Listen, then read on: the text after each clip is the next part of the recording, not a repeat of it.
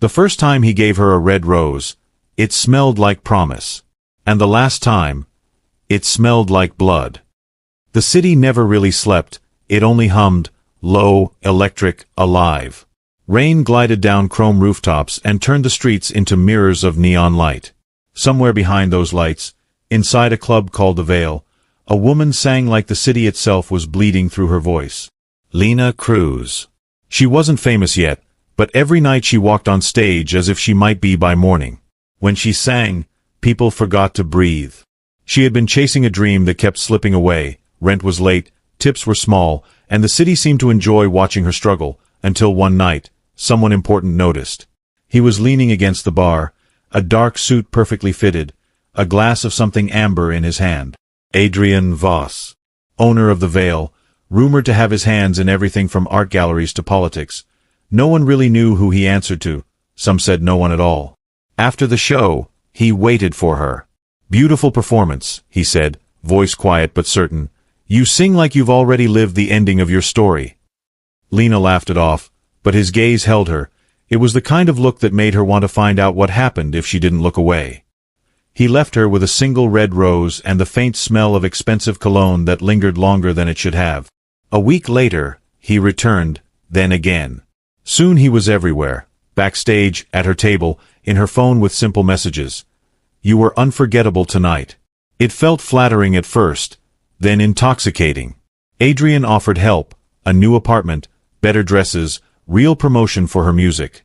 He told her she deserved a stage as big as her voice. Lena knew deals like that usually came with strings, but his confidence disarmed her. He never asked directly for anything, just looked at her as if she already belonged to him. And part of her wanted to. One night, he invited her upstairs to his private lounge. It was quiet there. The city's noise disappeared behind glass. He poured her wine. Their conversation drifted from music to life to the things she hid in her songs. When he leaned closer, she didn't pull away. He brushed a strand of hair from her face and whispered, "You could have the world if you let me show you how." Their kiss was slow, deliberate, less a beginning and more a deal being signed without words. Weeks blurred into something glittering and dangerous. Lena's name lit up the club's marquee. Her voice was suddenly on local radio. She was invited to parties she never thought she'd enter. And Adrian, always composed, always near, moved her through this new world like he had built it for her. But fame had a cost. He started choosing her songs, approving her interviews. When she questioned it, he smiled, "I just want to protect what we're building." And when she sang, she saw him in the crowd, watching, not like an admirer, but like a man guarding a secret. Then came the night that changed everything. The Veil was hosting a private event, high-profile guests, men in tailored suits, women draped in diamonds that caught every flicker of light. Adrian asked Lena to perform one song, something haunting. She sang under the haze of purple and blue light in a red sultry dress, her voice floating through the room like smoke. Midway through, she noticed movement near the back hallway, the one marked staff only.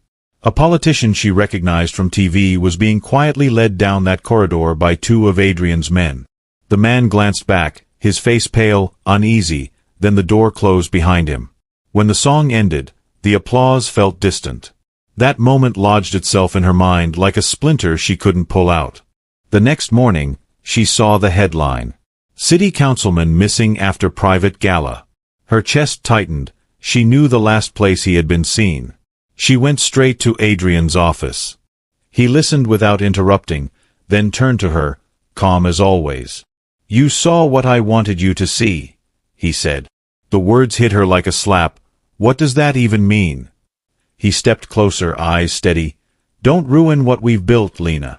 Curiosity kills more than cats in this city." The warmth in his voice was gone, replaced by steel. She left, shaken, but that sentence, "You saw what I wanted you to see," played in her mind again and again. After that, strange things happened. Her phone clicked when she called anyone. A black car idled near her apartment most nights. Her upcoming shows were suddenly postponed for scheduling reasons. Adrian's calls kept coming. "I'm handling things," he said. "You don't need to worry." He ended every message the same way, "I'm protecting you." One evening she found a hidden camera behind the mirror in her dressing room. She stared at it in shock. But that was when she realized, he wasn't protecting her, he was controlling her. Lena started digging. Late at night, after the club emptied, she sneaked into Adrian's office. Inside she found ledgers full of coded transactions, photographs of powerful men with unfamiliar women, and folders marked only by dates. One was labeled with the night of the missing councilman. Her hands trembled as she copied files to a flash drive. Then a voice behind her. Curiosity again? Adrian stood in the doorway, no anger in his face, just disappointment. Her breath caught. "What is this place?" she demanded. He took the flash drive gently from her hand.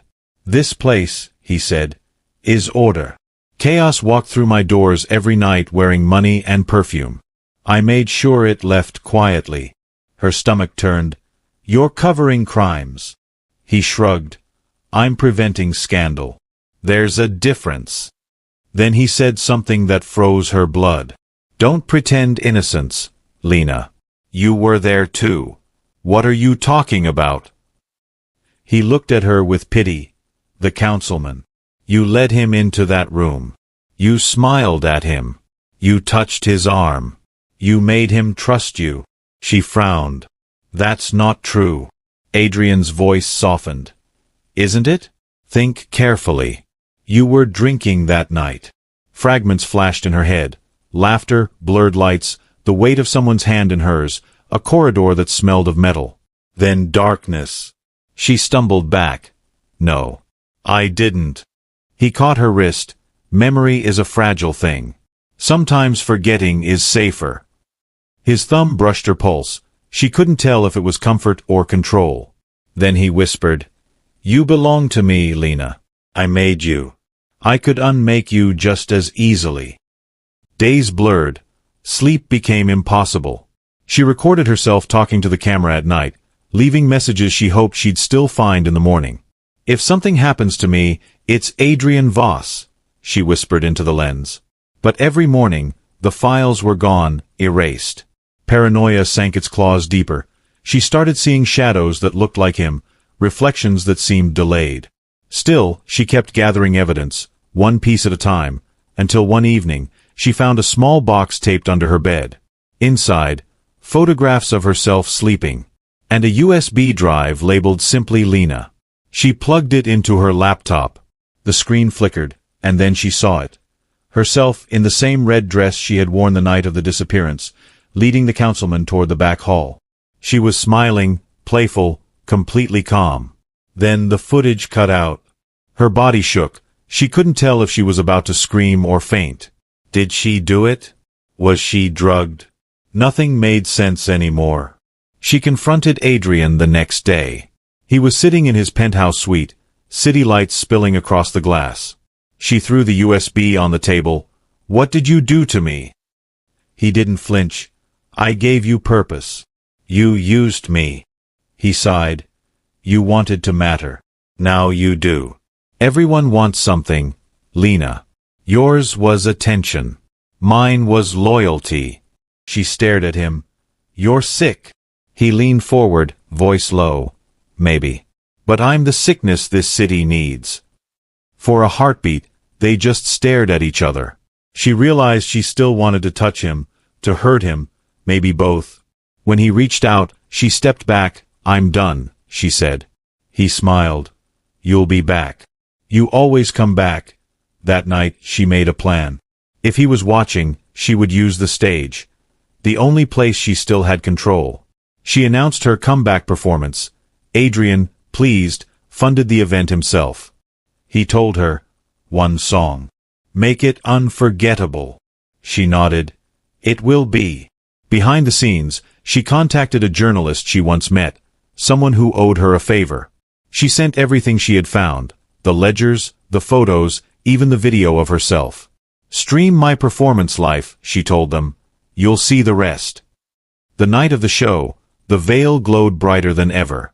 Cameras flashed, reporters whispered. Adrian watched from the front table, expression unreadable. Lena stepped onto the stage. Her dress shimmered silver under the lights. She gripped the microphone, breath steady. When the first note left her lips, the room stilled. It was a new song, soft, haunting. To the audience, it was a ballad about lost love.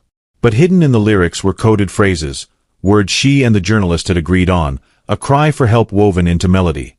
Halfway through, Adrian sensed it. His jaw tightened. He rose from his seat. Then, sirens. Doors burst open. Police flooded in. People screamed. Cameras turned. Adrian's security rushed forward, but it was too late. Officers swarmed the stage. Adrian locked eyes with Lena. "You think they'll save you?" She whispered. "No. But they'll see you." He turned, shoving through the chaos, disappearing into the smoke. Lena followed the police to the back hallway, heart hammering. The door opened. Inside, rows of monitors, hard drives, files stacked like trophies. Video after video showed powerful people doing things meant never to be seen. And among them, her, over and over. Different nights, different dresses, always smiling. The truth hit her. She hadn't just been a pawn, she had been bait. Every performance, every camera, every spotlight, a distraction while Adrian's empire fed on the secrets of others. Her fame had been a cage built to keep her obedient. A detective touched her shoulder. "Miss, you need to leave." She nodded, numb. Outside, police lights flashed red and blue against the wet pavement. But Adrian was gone. Months passed.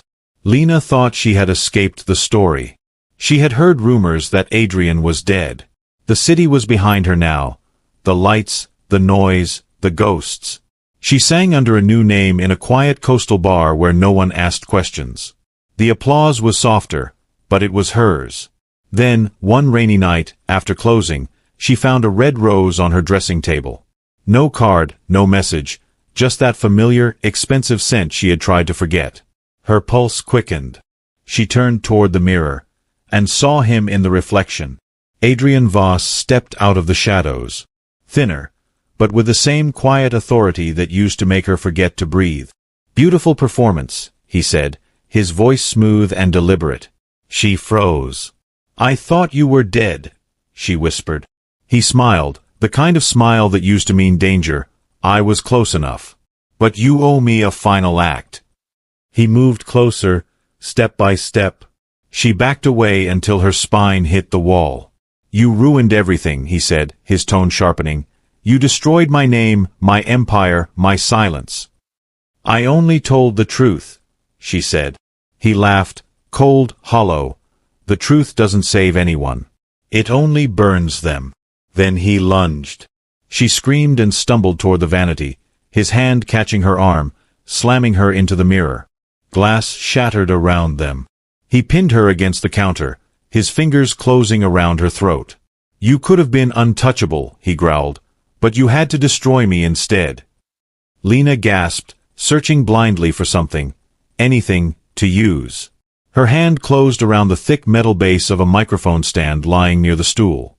She swung once, weakly, but he barely flinched, tightening his grip. The edges of her vision darkened. With the last of her strength, she lifted the stand higher and drove it backward with all her weight. It hit him squarely in the side of the head with a sharp crack. He staggered, eyes wide, letting go of her throat. He stumbled backward, tripped over the chair leg, and fell hard. His head struck the edge of the vanity on the way down. The sound was deep and final. Lena froze. For a moment, she thought he was faking, that he'd rise again like he always did. But he didn't move. Blood began to spread beneath his head, dark and slow. She dropped the microphone stand, her hands trembling. Her breath came in broken gasps. She knelt beside him, whispering his name once, twice, but there was no response. He was gone. The man who had owned her, used her, haunted her. Gone not by plan, not by vengeance. Just chance, one blind swing born of survival. When the police arrived, they found her sitting on the floor beside him, her face streaked with tears and glass. She didn't try to run. She just said quietly, "He came for me. I had no choice." The officer nodded, already seeing the bruises on her neck, the broken mirror, the blood. It was clear what had happened. The papers later called it a tragic act of self-defense.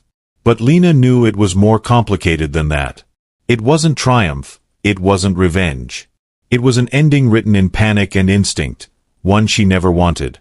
And yet, it was the only ending that would ever set her free. Weeks later, when she returned to the stage, she sang a new song. Her voice cracked on the high notes, but she didn't care. For once, there was no shadow watching her, no hand guiding her from behind the lights. Only her. Only truth. Outside, the city hummed again. Low, electric, alive. But this time, the hum belonged to her. And for the first time, the show truly ended.